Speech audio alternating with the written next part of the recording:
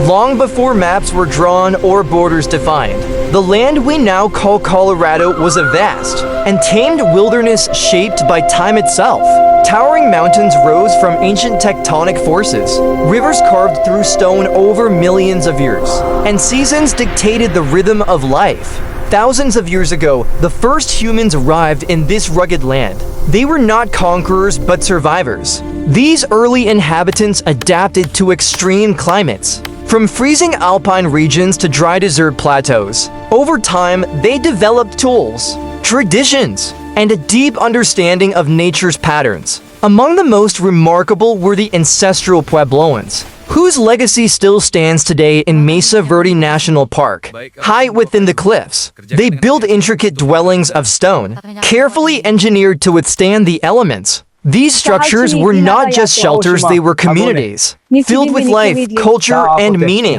They farmed maize, beans, and squash, mastering agriculture in a difficult environment. They tracked the stars, understood seasonal cycles, and built a society that thrived for centuries. But despite their resilience, something changed. Around the late 1200s, they began to disappear from these cliff cities. Was it drought, conflict, resource depletion? The truth remains one of history's enduring mysteries. What they left behind, however, is undeniable, a testament to human ingenuity and adaptation. Their presence shaped the foundation of Colorado's earliest story, a story not of conquest, but of coexistence with the land.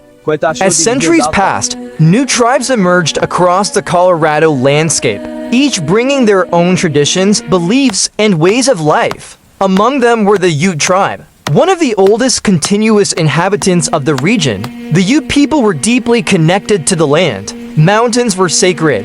Rivers were lifelines. Every hunt, every movement, every decision was guided by an understanding that nature was not something to dominate but something to respect. They were skilled hunters, tracking elk, deer, and buffalo across vast territories. Horses, introduced later, transformed their mobility and culture, allowing them to travel farther and faster than ever before. But life was not without conflict. Other tribes, such as the Cheyenne and Arapaho, also moved into the region, leading to competition over resources. Alliances were formed, battles were fought. Yet even in conflict, there existed systems of balance and diplomacy.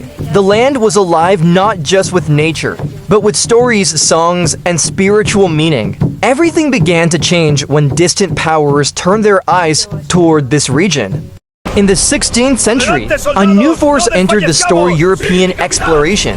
Spanish expeditions pushed northward from Mexico, driven by ambition, faith, and an insatiable hunger for gold. These explorers, heavily armored and unfamiliar with the harsh terrain, ventured into lands they did not understand. They sought wealth, but what they encountered was something far more complex: a land already inhabited, already alive with culture and history. The Spanish brought horses, new technologies, and new ideas, but they also brought disease, disruption, and a new form of conflict. Indigenous populations who had thrived for generations suddenly faced challenges unlike anything before. Despite their efforts, the Spanish never fully controlled Colorado. The land proved too vast, too difficult, and too resistant, but their arrival marked a turning point.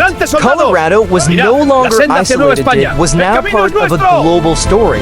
In 1803, everything changed again. Through the Louisiana Purchase, the United States acquired vast territories, including the land that would become Colorado. This moment redefined the future of the region.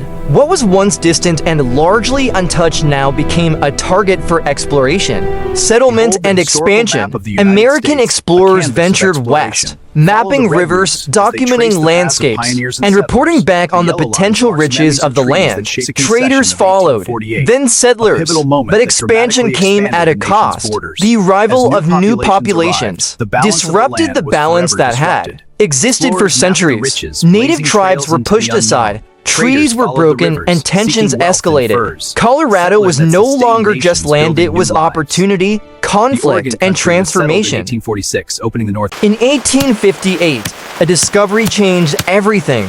Gold. News spread like wildfire. Thousands of people flooded into Colorado, driven by dreams of wealth and a better life. Camps appeared almost overnight, rivers filled with miners. The quiet land erupted into chaos. This was the Colorado Gold Rush, but for many, the dream quickly turned into hardship. Conditions were brutal, supplies were scarce, competition was fierce. Only a few struck it rich, most struggled to survive. Yet the impact was undeniable. What was once wilderness became a growing network of settlements and towns. Colorado was no longer remote, it was booming. From the chaos of the gold rush, a city emerged, Denver. What began as a rough mining camp quickly transformed into a center of trade and opportunity. Merchants, builders, and entrepreneurs arrived, seeing potential beyond gold. Streets formed, businesses grew, infrastructure developed.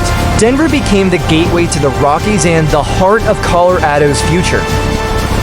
Expansion brought tension and eventually tragedy. In 1864, the Sand Creek Massacre shocked the region. What was meant to be a peaceful encampment turned into violence. It remains one of the darkest moments in Colorado's history. This event symbolized the broader struggle between expansion and survival, a painful chapter that cannot be ignored. In 1876, Colorado officially became a state, known as the Centennial State. Its admission marked a new chapter, one of identity, growth, and recognition. No longer just a frontier, Colorado was now part of the nation. Railroads cut through mountains, mines expanded, cities grew. Colorado transformed into an industrial powerhouse, connecting east and west. The land that once tested survival now fueled progress. Today, Colorado stands as a symbol of balance between nature and innovation. From outdoor adventure to technology, its identity continues to evolve. Yet beneath it all, the past remains etched into mountains, rivers, and memory.